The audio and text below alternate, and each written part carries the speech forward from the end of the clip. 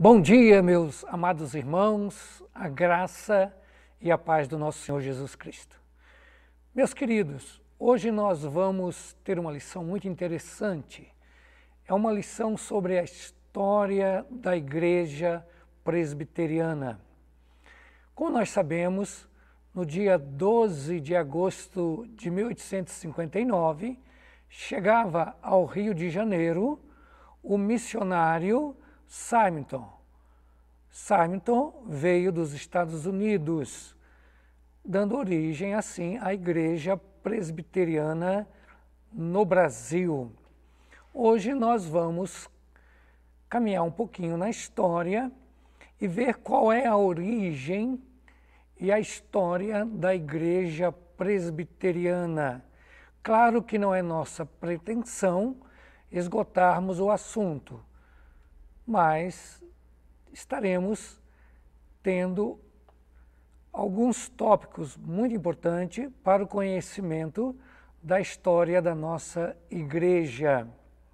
Então vamos falar a respeito da origem e da história da Igreja Presbiteriana do Brasil.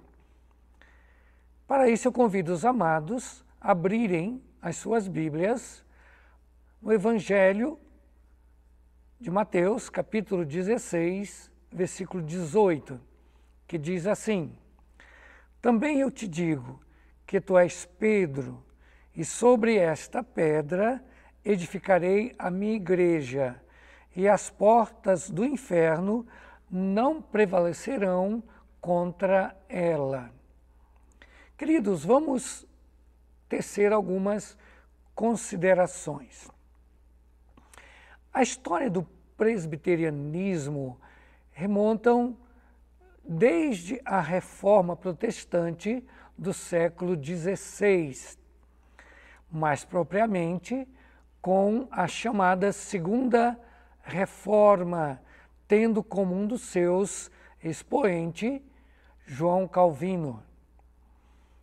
John Knox foi um dos alunos de João Calvino, lá em Genebra. John Knox, ele funda na Escócia uma igreja governada por presbítero, que é conhecida como a Igreja Presbiteriana. A Igreja Presbiteriana, então, o seu nome tem origem no seu sistema de governo, que é um sistema representativo, governada por presbítero. O conselho da igreja é formado por presbíteros, regentes e docentes. Daí o nome da igreja ser Igreja Presbiteriana. E o que é a Igreja Presbiteriana do Brasil?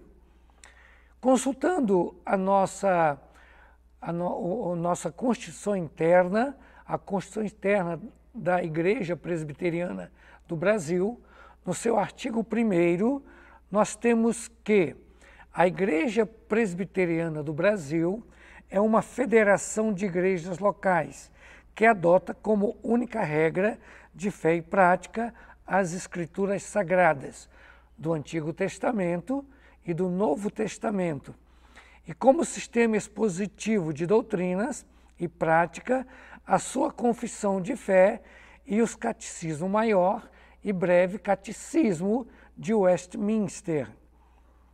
Ela é regida pela presente Constituição, é pessoa jurídica de acordo com as leis do Brasil e sempre representada civilmente pela sua comissão executiva, e exerce governo por meio de concílios e indivíduos regularmente instalados. E qual é a finalidade da Igreja Presbiteriana do Brasil? Podemos encontrar a sua finalidade no artigo 2º da nossa Constituição interna, que diz assim: a finalidade da Igreja Presbiteriana é prestar culto a Deus em espírito e verdade, pregar o Evangelho, batizar seus conversos, seus filhos e menores sob sua guarda e ensinar aos fiéis a guardar a doutrina e prática das Escrituras na sua pureza e integridade, promover a aplicação dos princípios de fraternidade cristã e o crescimento dos seus membros. Meus queridos, vamos, como eu falei no início, dar uma caminhada na história da Igreja Presbiteriana. E para isso nós vamos começar falando da história da Igreja. Eu gostaria de iniciar falando que ao longo da história da Igreja, ela sempre caminhou enfrentando os seus adversários. A Igreja passou ao longo do tempo por mudanças, algumas boas e outras não tão boas assim. Houve algumas divisões necessárias e algumas também desnecessárias. Vejamos então, meus queridos. Os apóstolos foram os alicerces da igreja primitiva do Novo Testamento. A igreja, ela existia de uma forma embrionária já lá no Antigo Testamento.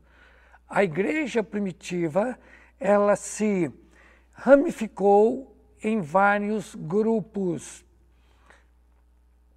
A igreja cristã, ela nasce no dia de Pentecostes e sofre grandes perseguições por parte dos judeus e também dos romanos. As perseguições, elas ajudaram no crescimento da igreja. No século III, mais propriamente no ano 313, cessam as perseguições. E por que cessam as perseguições? Porque Constantino e Lucínio, eles assinam um edito, o conhecido Edito de Milão, dando plena liberdade ao cristianismo. Constantino torna o cristianismo a religião oficial do Império Romano. E a igreja passa a receber influências do mundo pagão. Então, na realidade, essa falta de perseguição, esse momento de não perseguição da igreja, na realidade, passa a trazer grandes problemas para a igreja, porque ela passa a ter influência das doutrinas e das religiões pagãs da época do Império, afastando assim, dos verdadeiros ensinos dos apóstolos, dos verdadeiros ensinos das Escrituras Sagradas. As heresias do paganismo, eles passam a ser um estrago terrível na igreja. As heresias, a corrupção e a imoralidade do clero na Idade Média levam a igreja a perder a sua pureza e características da igreja de Cristo. Daí então, já ali para o século XII, começa a surgir homens inconformados com o proceder da igreja romana. Então surge o que nós chamamos de os pré-reformadores. E a partir então, como eu falei, de 1200 depois de Cristo, no Ocidente surge um forte movimento nacionalista, dando início também a uma busca de uma reforma eclesiástica. Os pré-reformadores foram homens que eles aspiravam por uma reforma da igreja. Foram homens que deram origem e lideraram movimentos específicos contra as práticas e ensinos da igreja medieval. Antes da reforma protestante do século XVI, surgem então esses pré-reformadores. Os principais pré-reformadores foram John Wycliffe, que nasceu em 1328 e morreu em 1384. Um outro grande pré-reformador foi John Hus, que nasceu em 1372 e morreu em 1415. E eles tiveram também outros pré-reformadores, como Pedro Valda, que nasceu em 1400 e morreu em 1205. Foi um rico comerciante francês. E também o outro, chamado Jerônimo Savonarola, que nasceu em 1452 e morreu em 1498. Ele era de Florença e ele queria uma reforma total da igreja. Temos também Erasmo de Roterdã. Ele desejava uma profunda reforma interna da Igreja Católica. Ele nasceu em 1466 e morreu em 1536. Era teólogo e escritor holandês, também humanista. John Wycliffe, um dos grandes pré-reformadores. Esse nasceu em 1328 e morreu em 1384. Ele era um sacerdote inglês e professor da Universidade de Oxford. Afirmava que a salvação só se obtém através da fé. Ele dizia que os fiéis podiam interpretar a Bíblia conforme a sua inspiração. Era contra a venda das indulgências e as práticas da Igreja Católica. Ele defendia a autoridade das Escrituras. Levantou-se contra a transubstanciação na ceia e também contra o celibato obrigatório. Um outro grande pré-reformador foi John Hus. John Hus, ele nasceu em 1372 e morreu em 1415. Foi um sacerdote da Boêmia e professor da Universidade de Praga.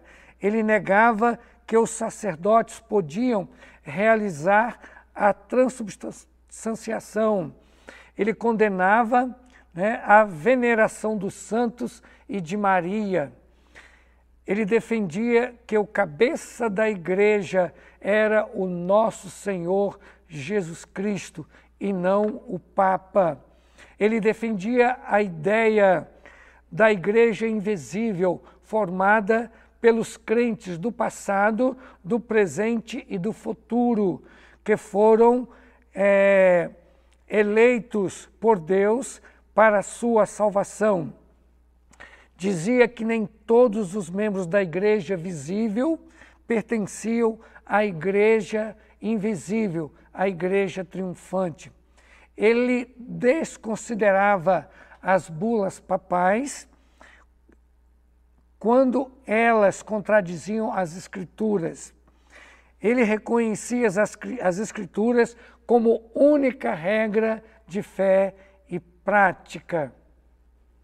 Então, esses foram os reformadores e os seus principais pensamentos e as suas principais reivindicações diante da Igreja Católica Romana.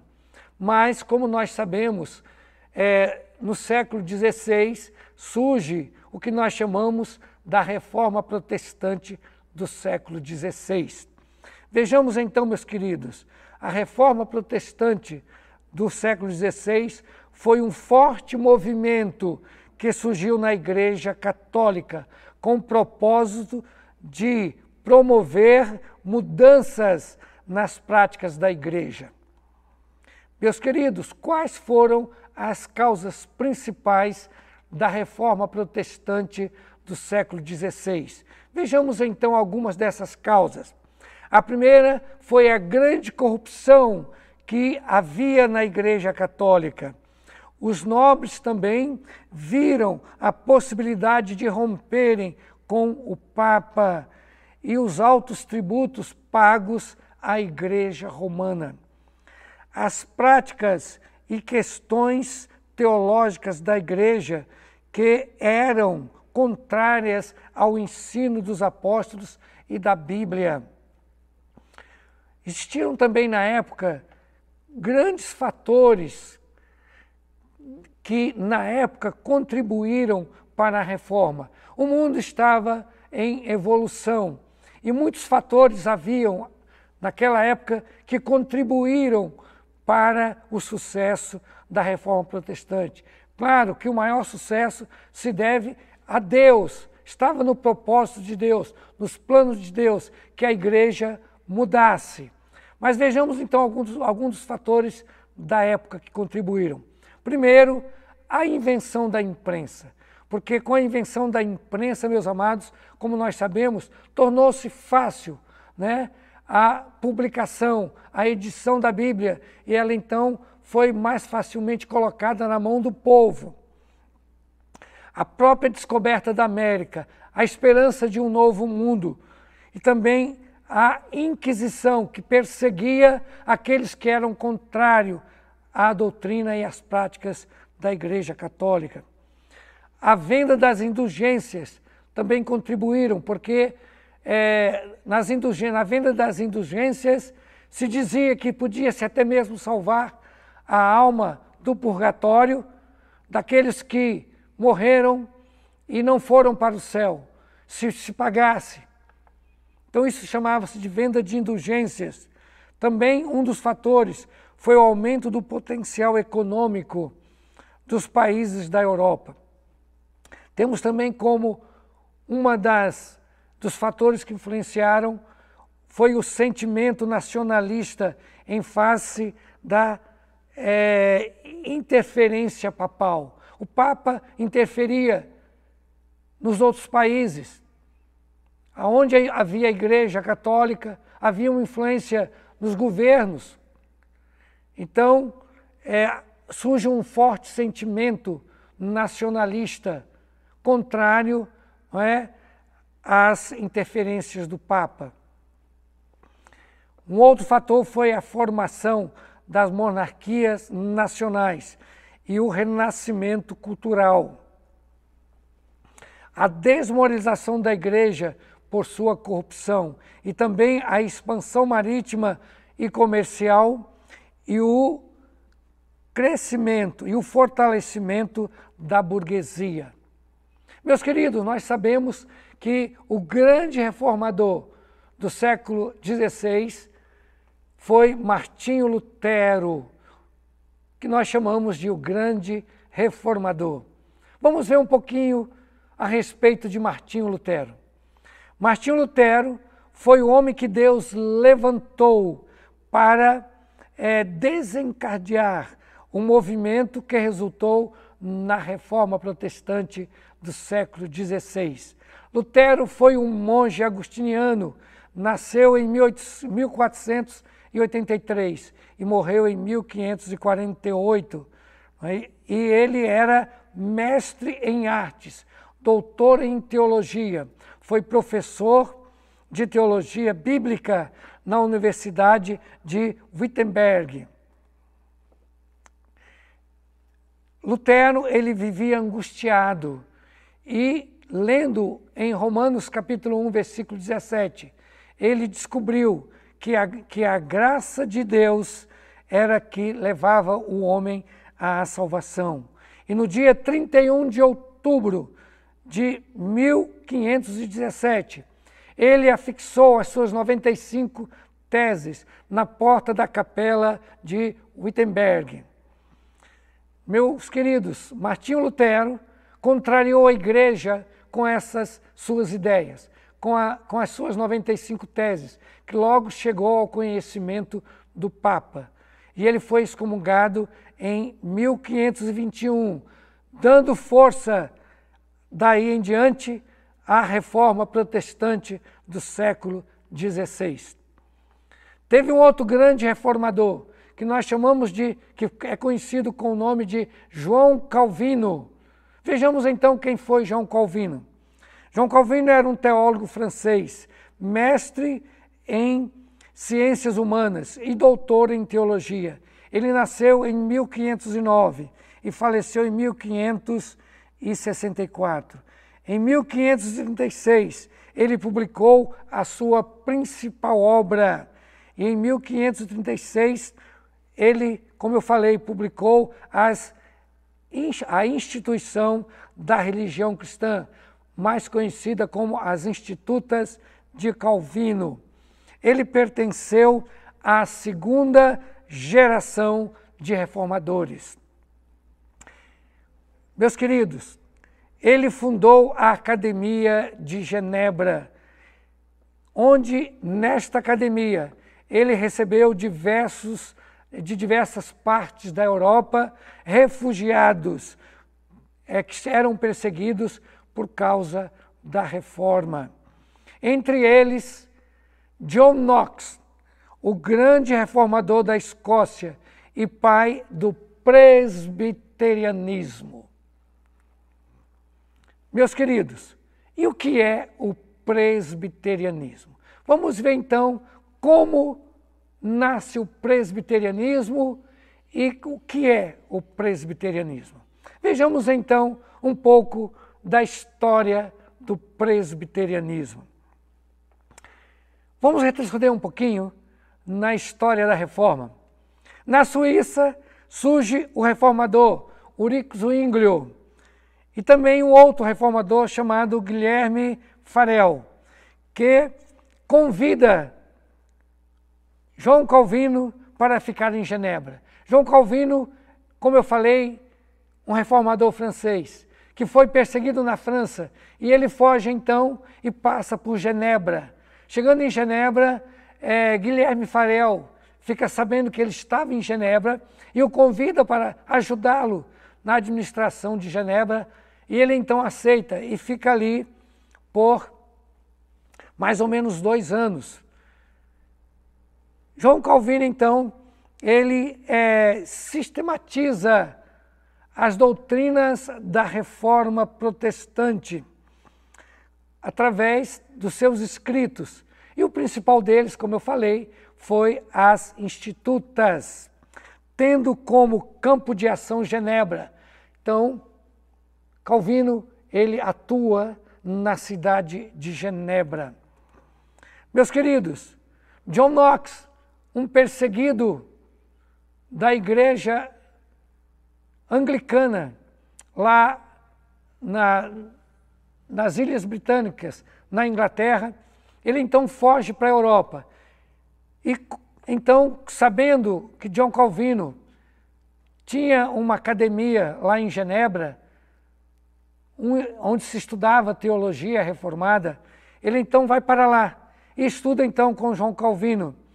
E ele então, lá volta para a Escócia e dá início à Igreja Protestante Reformada na Escócia, governada por um conselho composto por presbíteros, daí chamar-se de Igreja Presbiteriana. Então, meus amados, o nome da nossa igreja, Igreja Presbiteriana, vem da sua forma de governo. Um governo formado por um conselho de presbíteros regentes e presbíteros docentes. O presbiterianismo, meus queridos, foi levado à Escócia, da Escócia para os Estados Unidos, através dos que nós chamamos dos puritanos, que também foram perseguidos na Inglaterra. Os puritanos, então, já no século XVII, eles vão para os Estados Unidos com o propósito de criar ali uma nova nação que estava surgindo, colonizando assim os Estados Unidos com o propósito de liberdade religiosa. Então, meus queridos, a Igreja Presbiteriana, então, a Igreja Reformada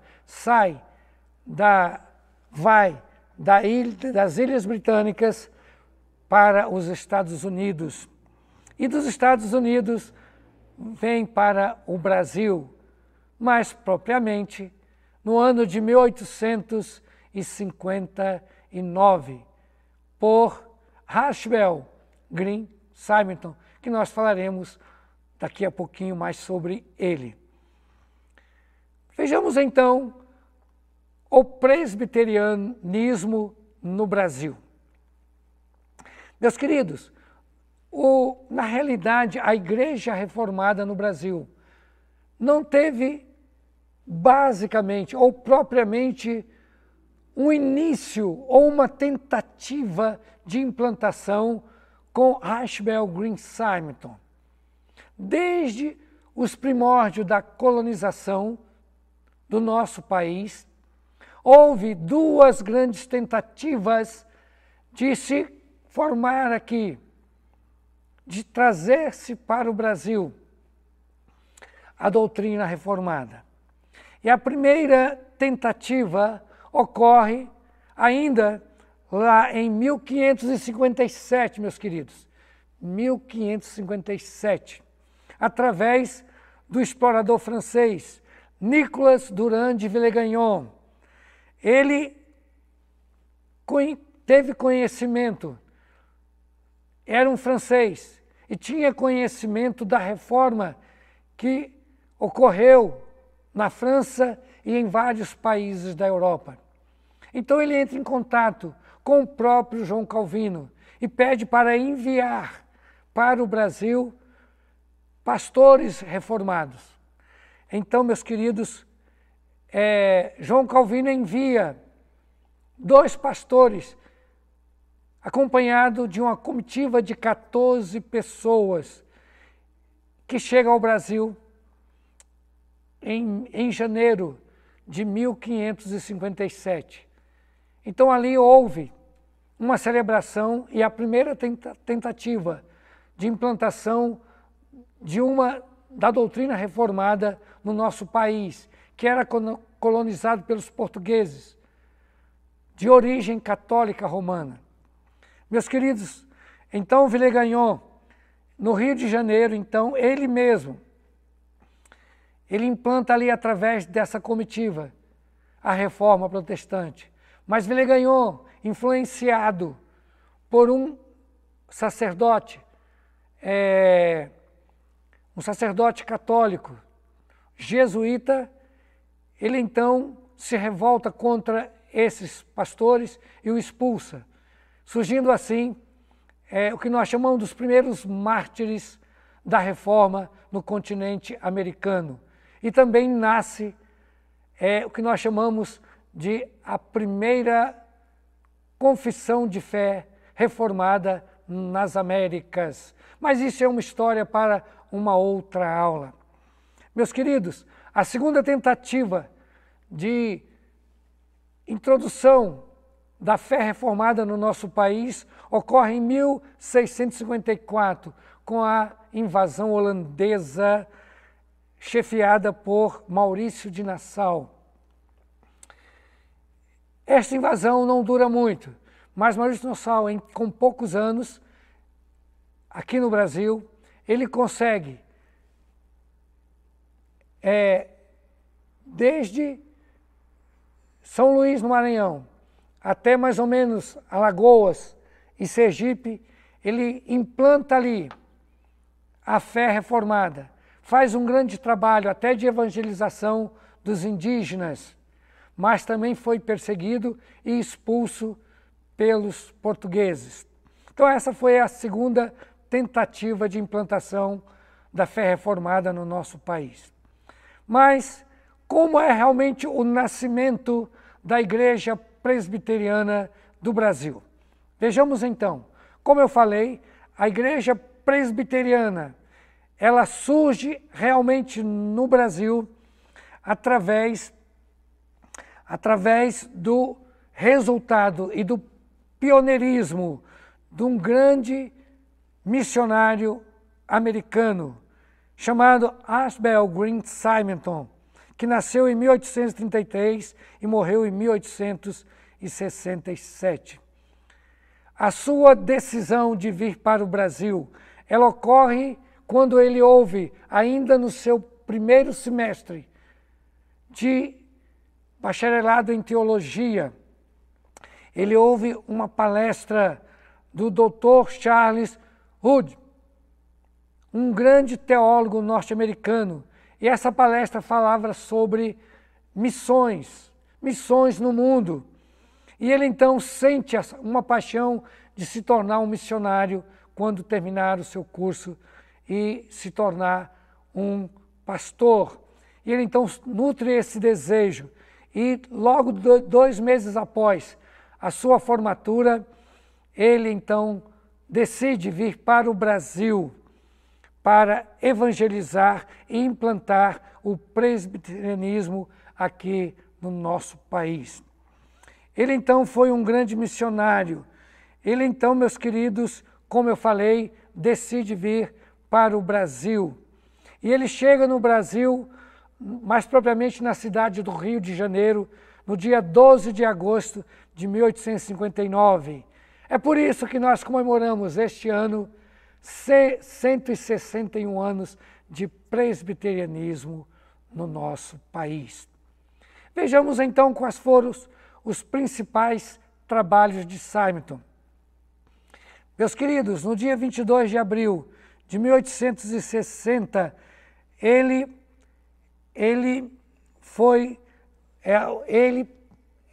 pregou o primeiro culto em português, com apenas 5 pessoas, sendo 3 crianças e 2 moças. Em janeiro de 1862, ele recebeu os primeiros conversos, sendo fundado assim a Igreja Presbiteriana do Rio de Janeiro. Em 22 de outubro de 1862, ele foi recebido na Igreja Presbiteriana do Rio de Janeiro por profissão de fé e batismo, o primeiro membro da igreja, chamado Sarafim Pinto Ribeiro. E em 1864, Simon cria um jornal evangélico chamado de A Imprensa Evangélica.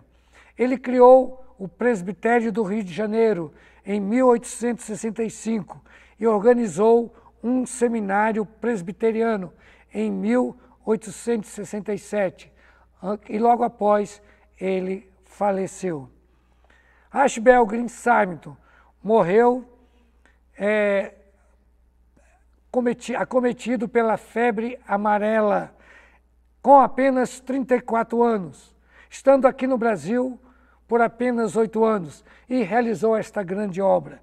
E em 1867, a sua esposa, ele faleceu em 1867, e 3 anos antes, em 1864, a sua esposa, Ellen Murdoch, ela falecia de parto, deixando a sua filhinha com apenas dias de nascida. Meus queridos, vamos ver quais são os principais colaboradores de Simonton, que contribuiu para o crescimento da Igreja Presbiteriana aqui no Brasil.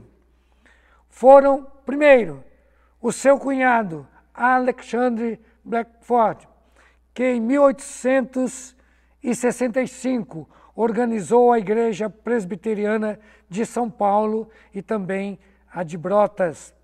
Um outro foi Francis Schneider, que trabalhou entre os imigrantes alemães em Rio Claro e colocou, e lecionou no seminário do Rio de Janeiro.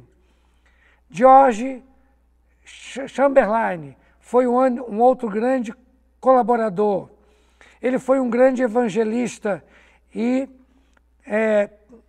poderoso pastor da Igreja de São Paulo. Foi um grande e operoso ministro do Evangelho aqui no nosso país. Mas não podemos, meus amados, deixar de falar também em José Manuel da Conceição. O ex-padre José Manuel da Conceição. O reverendo José Manuel da Conceição nasceu em 1822 e morreu em 1873. Ele era um ex-sacerdote que tornou-se o primeiro brasileiro a ser ordenado aqui no nosso país. Isso em 1865. É interessante notar, meus queridos, e sabermos que José Manuel da Conceição, ele queria aprender o alemão. Ele era um padre católico atuante e queria pregar as doutrinas romanas para os alemães que estavam chegando no Brasil. Mas aí ele só foi aprender o alemão. Foi aprender com quem? Com alguns alemães reformados. Como não havia, meus amados, nenhuma literatura ou poucas literaturas alemãs, ele então aprendeu o alemão através da Bíblia alemã. Então, estudando a Bíblia para aprender o alemão e sendo ensinado por homens evangélicos alemães, ele então se converte. Ele então sai à procura de alguém que possa lhe ensinar mais. E vai então até São Paulo. E, como eu falei, Alexander Blackford foi o grande pastor que ensinou José Manuel da Conceição. Ele então se converte e ele então passa, meus queridos, a estudar. E ele então é ordenado o primeiro pastor presbiteriano no nosso país, formado aqui no nosso país. Meus queridos, Manuel da Conceição, ele era um pastor itinerante. Ele visitou dezenas de vilas e cidades no interior de São Paulo, no Vale do Paraíba e também em Minas Gerais. Meus queridos, em 1866, chegaram também os primeiros missionários da Igreja do Sul dos Estados Unidos, George Morton e também Edward Line. Eles fixaram-se lá em Campinas. Meus queridos, essa é a história da Igreja Presbiteriana do Brasil. E ali de São Paulo e do interior de Minas e do Rio de Janeiro, ela passa a se espalhar, meus amados, para todo o nosso país. Como diz o reverendo Roberto Brasileiro, o nosso presidente, o presidente do Supremo Concílio, a Igreja Presbiteriana do Brasil nasce através de uma iniciativa missionária. E a Igreja Presbiteriana do Brasil é uma igreja missionária. Uma igreja que hoje espalha pelo mundo missionários, no propósito de levar a palavra de Deus a povos, línguas, tribos, raças e nações espalhadas pelo mundo inteiro. Povos que não conhecem a palavra de Deus. Meus queridos, esta é a história da Igreja Presbiteriana do Brasil. Esta é a história da nossa igreja. Que nós possamos, meus amados, continuar firmes na fé reformada, na fé que nós fomos ensinados, que nós possamos manter os pilares da reforma, mantermos que nós devemos, meus queridos, glorificar somente a Deus, que podemos continuar firmes no propósito de que a nossa salvação não é mérito nosso, é apenas pela misericórdia, é por intermédio da fé e através da graça. Devemos, meus amados, glorificarmos apenas a Deus. Devemos sempre lembrar que a nossa salvação é somente pela graça e é também somente pela fé. Fé esta que é obra de Deus em nossas vidas. Não é mérito nosso. E nós também devemos preservar a grande doutrina apostólica de que a nossa única regra de fé e prática é as Escrituras Sagradas. Somente as Escrituras. Meus queridos, nós podemos então continuar firmes nos pilares da reforma. Somente glória a Deus. Somente a graça. Somente a fé. Somente as Escrituras Sagradas. Meus queridos, que Deus continue nos abençoando. Continue abençoando a nossa amada Igreja Presbiteriana do Brasil, cujo mês estamos comemorando 161 anos. Que Deus abençoe a todos nós. Vamos orar, meus amados. Querido Deus, nós te damos graças, ó Pai, por essa manhã tão preciosa que passamos aqui na Tua Igreja. Embora estejamos distantes devido a essa pandemia, mas os nossos corações estão unidos pela fé, unidos através do amor do nosso Senhor Jesus Cristo, unidos com um só propósito, firme, de louvarmos, te engrandecer e bendizer o Teu santo nome. Deus amado, continue abençoando a nossa igreja. Ó Deus, igreja que nasceu de um propósito missionário, igreja que mantém como grande propósito a evangelização e o crescimento dos seus convertidos e a evangelização dos povos que ainda não conhecem a Tua palavra, o Teu plano de salvação por intermédio do Seu Filho, Jesus Cristo. Ó Deus amado, muito obrigado, Senhor, pela nossa amada igreja. Muito obrigado, Senhor, por este dia. E despede-nos, Senhor, agora, em paz. Que tenhamos uma semana de comunhão contigo, uma semana onde nós possamos ser usados por Ti como testemunhas do Teu Evangelho. Deus amado, usa-nos segundo o Teu propósito. E esta é a nossa oração, pedindo perdão pelos nossos pecados e no nome precioso do Seu Filho amado, Jesus Cristo. Amém.